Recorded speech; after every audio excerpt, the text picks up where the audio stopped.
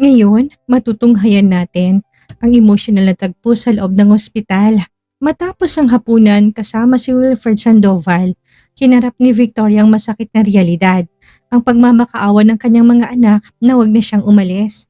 Napuno ng luha ang bawat sandali, ngunit nanindigan si Victoria sa kanyang pasya.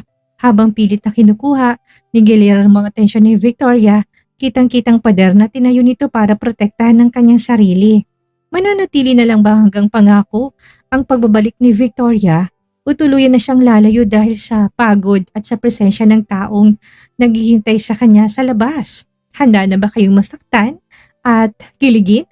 Tara, simulan na natin. Victoria POV. Ang lahat ng panggigigil ko ay sa pagkain sa harapan ko ibinuhos. Paulit-ulit kong minumura sa isipan ko ang fiancé ni Guillermo. Kung hindi ko lang iniisip ang kapakanan ng anak kong si Gabriel kanina, baka pinatulan ko na ang babaeng yun eh. At ngayon, nakatanggap ako ng tawag mula kay Guillermo at pinapabalik ako ng hospital. Well, bala ko rin naman na talagang bumalik doon.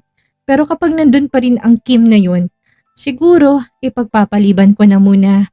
Ayaw ko na rin kasing maulit ang mga nangyari na kagaya kanina.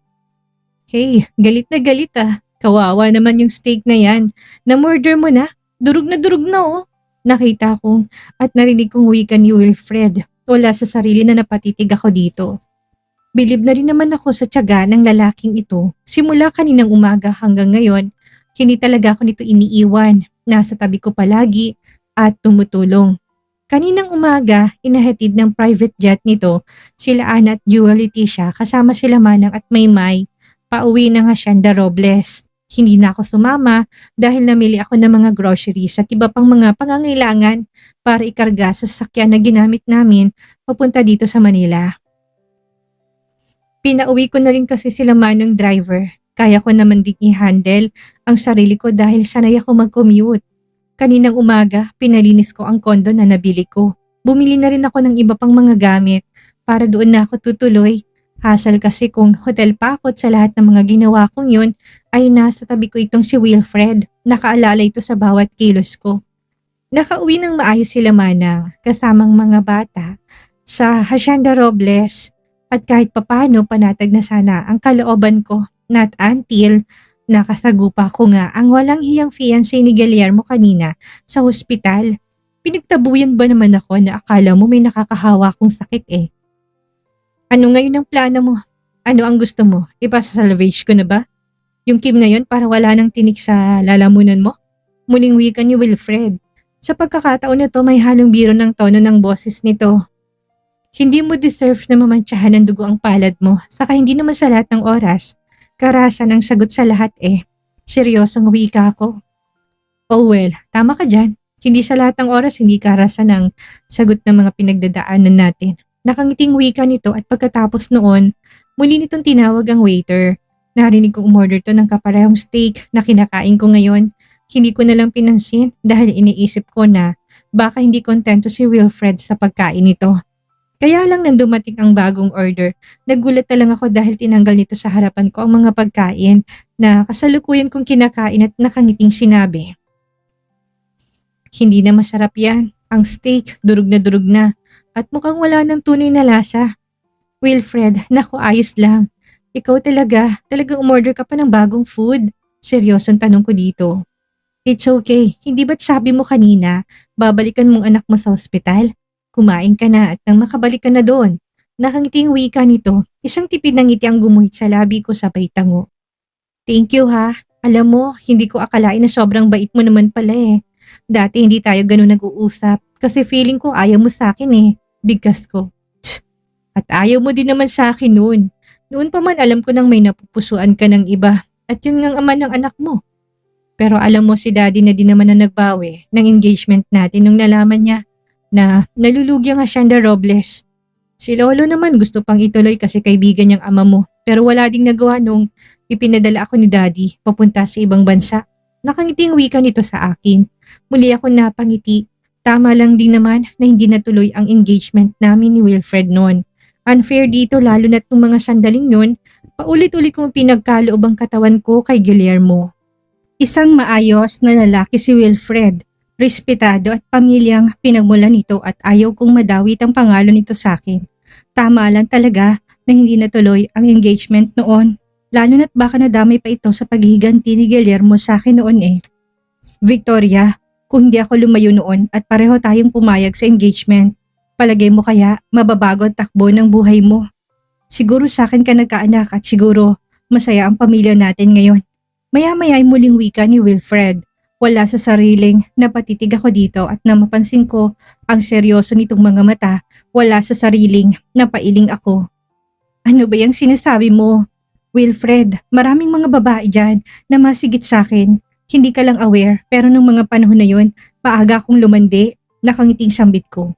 Natawa naman ito. Yung tawa na hindi malang nakarating sa mga mata nito. Alam mo ba na pinagsisisihan ko kung bakit ako tumanggi sa engagement natin noon? Kung sana pinaglaban kita noon, hindi ko sana makikitang lungkot sa mga mata mo ngayon. Bago namatay si Lolo noon, paulit-ulit yung sinasabi sa akin na hindi pa huli ang lahat. Na pwede pa nating mahalin ang isa't isa at gusto niyang matupad pa rin ang kasunduan nilang dalawa ng papa mo kahit na wala na sila. Seryosong sambit nito, hindi naman ako makapaniwala sa narinig. Wilfred, binata ka. Galing ka sa isang respetadong pamilya. Siguro kung may babalik ko lang ang nakaraan, hindi na rin sana ako pumatol kay Guillermo at ikaw na lang ang pinakasalan ko. Kaya lang, nagkamali ako eh. Maghanap ka na lang ng ibang babae na mamahalin mo, yung babae na babagay sa'yo. Nakangiting bigkas ko at pagkatapos ko nasabihin ang katagan yun, muli kong tinutok ang buong pansin sa mga pagkain na nasa harapan ko. Hindi na rin naman nagsalita pa si Wilfred. Pagkatapos namin kumain, muli ako inihatid ni Wilfred sa ospital. Are you sure na dito ka na lang? I mean, pwede mo na akong iwan dito sa ospital. Wilfred, umuwi ka na para makapagpahinga ka na rin. Nakangiting wika nito. Pwede naman ako mag-taxi mamaya pa uwi na kondo pagkatapos kong bisitahin si Gabriel eh. Kasalukuyan kami nandito sa parking area ng ospital. Dadalawin ko ulit si Gabriel at wish ko lang wala na doon ang mapapel na fiancé ni Guillermo para wala na sanang gulo. Malapit nang maubos ang energy ngayong araw at sana walang asungot na hahara-hara sa dadaanan ko mamaya. Ang gusto ko lang naman ay makita si Gabriel at masigurado na maayos ang kalagayan nito bago ko uuwi ng kondo at magpapahinga. Ayos lang ako dito. Umakyat ka na doon para makita mo ng anak mo. Dito lang ako at hihintayin kita. Nakangiti namang sagot ni Wilfred sa akin. Hindi naman ako makapaniwala sa narinig. Hindi ko akalain na kaya nito si Wilfred na magstay ng matagal dito sa parking area para hintayin ako. Gosh, kailan lang ulit kami nagkita at kung tutuusin hindi naman talaga kami close dati eh. Hindi ko rin talaga kabisado ang ugali nito. Bastang alam ko lang itong si Wilfred ang nakatakdang maging asawa ko noon. Wilfred, Victoria, sige na, umakyat ka na doon. Ayos lang talaga ako. Nakangitintong muling wika. Wala na akong nagawa pa kung hindi tumango na lang. Dahan-dahan ako humakbang patungo sa entrance door ng hospital at bago ko pumasok, nilingon ko pa si Wilfred. Nakasandal to sa kotse habang nakasunod din ang tingin sa akin. Tipid akong ngumiti at tuluyan na akong pumasok sa loob. Diretso ako sa private room kung saan nakakonfine si Gabriel. Pagkadating ko sa pintuan, kumatok ako ng 3 beses bago ko dahan-dahan binuksan yon. Nagulat na lang ako dahil hindi pa man ako nakakapasok. 2 maliliit na braso ang biglang yumakap sa akin. Mommy, nandito na po kayo? Gabriel, look, nandito na si Mommy. Excited na bigkas nang walang iba kung hindi si Via Marie. Hindi naman ako nakaimik, napatitig ako kay Guillermo na noon ay tahimik lang din na nakamasid sa pagdating ko. Blanco ang ekspresyon ng mukha habang nakatitig to sa akin. Mommy, nandito ka na? I miss you, Mommy. Umalis na po si Tita Kim. Sabat naman ni Gabriel na nasa tono nang nagsusumbong ang boses. Mommy, hindi na po ba kayo galit sa amin? Promise po, good girl na po ako palagi. Huwag na po kayong umalis, Mommy. Gusto ko po palagi na tayong magkasama. Muling wika ni Via Marie. Sobrang lambing ng tono ng boses nito kaya hindi ko rin mapigilan ang mapatitig sa maganda nitong mukha. Ilang taon na lang ang bibilangin, dalagat binata na si Gabriel at Via. Malalaki na nga pala talaga sila at buong kabataan nila. Wala man lang 1 taon na nakasama ko sila. Tatanggapin ko man o hindi sa sarili ko, never ako naging ina sa kanila. Kaya nga bumabawi ako ngayon kay Jewel Leticia eh. Miss na miss ko na rin kayo. Si Gabriel, kumusta na? Nakangiting sambit ko at pasimple akong kumala sa pagkakayakap ni Via at nilapitan si Gabriel. Hindi ko na din pinansin ang biglang pagsimangot ni Via. Nang gawin ko yon, alam ko rin kasi na naghihintay si Gabriel na lapitan ko ito para kamustahin ang kalagayan nito. Gabriel, kumusta? Magpagaling ka ha para makauwi ka na rin ng bahay. Nakangiting wika ko. Mommy, sorry po sa nangyari kanina. Hindi pa kasi ako makagalaw kaya hindi kita na ipagtanggol kay Tita Kim. Pero promise, ayaw ko na po kay Tita. Gusto ko ikaw na lang palaging kasama ko, Mommy. Malambing itong sambit. Hindi ko naman alam kung anong isasagot ko. Alam ko kasing imposibleng mangyari ang sinasabi nito. Tsak naman ako na hindi papayag si Guillermo na sasama sila sa akin. Siyempre, ayaw ko rin naman na maging unfair kay Guillermo. Ito ang nagpalaki sa kambal at alam ko naman na mahal niyang mga to. Victoria, pwede ba tayo mag-usap? Sabat naman ni Guillermo. Sa pagkakataon na ito, ramdam ko ng presensya nito sa malapit sa akin. I mean, nakatayo to sa likuran ko ngayon at naaamoy ko na naman ang paborito nitong pabango na ginagamit. Kagaya ng dati, kahit hindi ako lumingon, alam ko na malapit lang siya sa akin. Pwede bang mamaya na? Kakausapin ko lang ang mga bata dahil hindi din naman ako magtatagal dito eh. Seryosong bigkas ko. Hindi ka magtatagal? Bakit wala ka bang balak magstay? Si Sarah umuwi na. Para makaligot magpahinga. Victoria, kailangan ka ng mga anak natin. At siguro hindi naman kalabisan kung hihilingin ko sa'yo na samahan mo muna kami dito sa ospital. Seryosong wika nito sa akin. Hindi ko naman mapigilan ang makaramdam ng pag-aalinlangan. Oo, gusto ko rin naman ang suggestion nitong si Guillermo na bantayan na muna si Gabriel dito sa ospital. But for God's sake, pagod ako. Imbis na magbantay ako, baka makatulog lang ako ng mahimbing. Isa pa naghihintay sa akin si Wilfred sa ibaba. Nakakaawa naman kung maghihintay ito sa akin ng matagal. Sa dami ng mga pabor na ibinibigay sa akin ni Wilfred, kalabisan na pati ba naman dito sa ospital, magsasayang ito ng maraming oras sa paghihintay sa akin. Mommy, can you stay with us po? Please? Narinig ko muling wika ni Via Marie. Tumayo to sa likuran ko habang nakasubsob ang ulo nito sa may leeg ko. Alam ko na naglalambing to sa akin ngayon. Si Gabriel naman, kitang-kita kong tuwa sa mga mata. Mahigpit ang pagkakahawak nito sa kamay ko na para bang wala tong balak na pakawalan ako. Anak, gusto ko sana na magstay kaya lang may mga appointment kasi si mommy ni hindi dapat ipagpaliban. Nakangiti at talagang pinili ko ang pinakamahinahon kong boses. Iniwasan ko na magtampo sila sa akin. Pero, dadalawin mo na po ba kami ni palagi, Mommy? Hindi na po ba kayo galit sa amin? Muling tanong ni Via. Umiling naman ako. Tinitigan ito sa mga mata bago ako sumagot. Hindi ako galit sa inyo. Mahal na mahal ko kayo at kahit na anong mangyari, walang dahilan para magalit ako sa inyo. Nakangiting bigkas ko. Love na love ka din po namin, Mommy. Sana po palagi na tayo magkasama. Malambing na sagot ni Via. Muli ako napangiti. Nagstay ako ng ilang oras sa tabi ni Gabriel habang si Via Marie naman ay panay ang kwento. After 2 hours, nagpa siya na ako magpaalam. Actually kay Via lang pala pahirapan ang pagpapaalam dahil si Gabriel muli na namang nakatulog.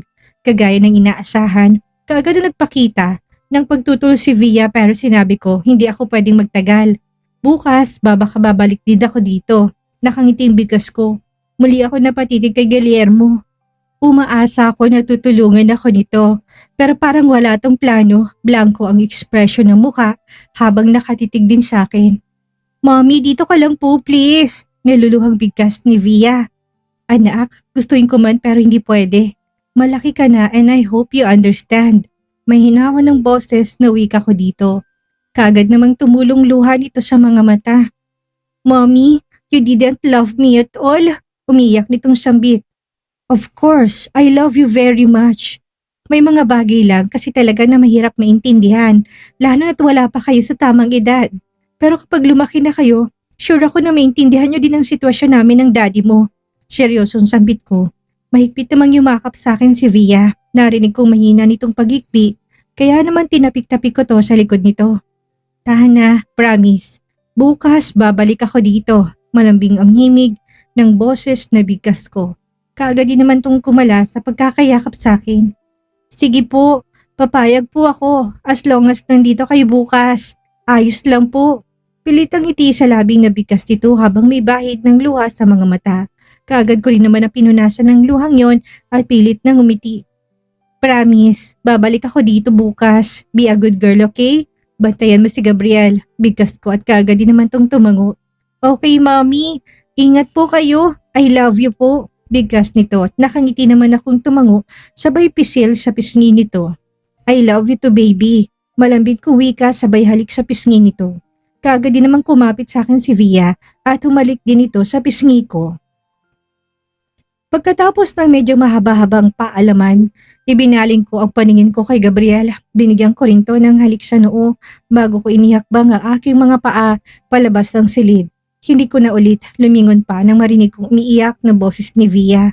Masakit din sa akin na hindi ko maibigay ang nais nito pero kailangan ko masanay sa ganitong setup. Noon, sobrang nahirapan ako nang bigla na lang nila akong iniwan. Mga anak ko man sila pero lahat ng desisyon ay kay Guillermo pa rin. Lalo na't umpisa pa lang, alam kong hindi naman talaga ako naging ina sa kanila. Hindi ako nag-alaga sa kanila hanggang sa tumungtong sila sa ganitong edad. Victoria! Habang naglalakad ako sa mahabang pasilyo ng ospital, wala sa sariling napahinto ako sa paghakbang nang marinig ko ang pagtawag ni Guillermo sa pangalan ko. Yes, si Guillermo yun at hindi ko alam kung bakit pa ako nito sinundan. Ganun pa man, kaswal ko tong nilingon. Yes, seryosong sambit ko. Victoria, pwede ba tayo mag-usap? Seryoso nitong tanong sa akin. For what? I mean, Guillermo, may mga bagay ba tayo na dapat pag-usapan? Seryosong tanong ko dito. Marami at tungkol sa mga bata, pwede ba? Seryosong sagutin naman ito sa akin. Pasimple kong sinipat ang aking relo bago ko to seryosong hinarap. Kung may gusto kang sabihin, pwede bang ipagpabukas mo na lang muna? Guillermo, malalim ng gabi at gusto ko na rin magpahinga. Seryosong sambit ko. Napansin ko saglit naman tong natigilan, malungkot ang mga mata na tumitig sa akin bago tumango-tango. Okay, I understand. Pero gabi na. Ihahatid na kita kung saan ka man tumutuloy ngayon. Bigkas nito, muli akong umiling. Guillermo, never mind. Kaya ko ng sarili ko. Salamat na lang. Bigkas ko at pagkatapos kong sabihin ng katagang yon, ay mabilis na akong naglakad. Hindi ko na ulit nilingon pa si Guillermo. Nako, napakasakit sa dibdib na makitang kailangang limitahan ni Victoria ang sarili sa kanyang sariling mga anak para lang makaiwas sa gulo at hindi na muling masaktan. Isang napakahalagang aral ang iniiwan sa atin.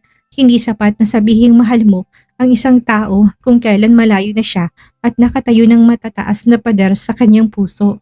Ang tunay na pagpapahalaga ay pinapadama habang malapit pa dahil kapag ang puso ay napagod na, kahit ang matatamis na alaala ay hindi na madaling makukumbinsi dito. Paninindigan nga ba ni Victoria ang kanyang mga hangganan o magiging susi sina Gabriel at Via Marie para lumambot puli ang kanyang puso kay Guillermo? At ano kaya ang gagawin ni Wilfred kapag nalaman niyang hindi pa rin tuluyang nakakawala si Victoria sa nakaraan? Maraming salamat sa inyong walang sawang pagsubaybay at suporta. Huwag niyo po kalimutang i-like, i-comment ang inyong mga reaksyon sa ibaba at i-share ang ating video. Hanggang sa susunod na kabanata, akong inyong lingkod, nagpapaalala na maging maingat tayo sa ating mga desisyon at pahalagahan ang ating mga mahal sa buhay. Maraming salamat po.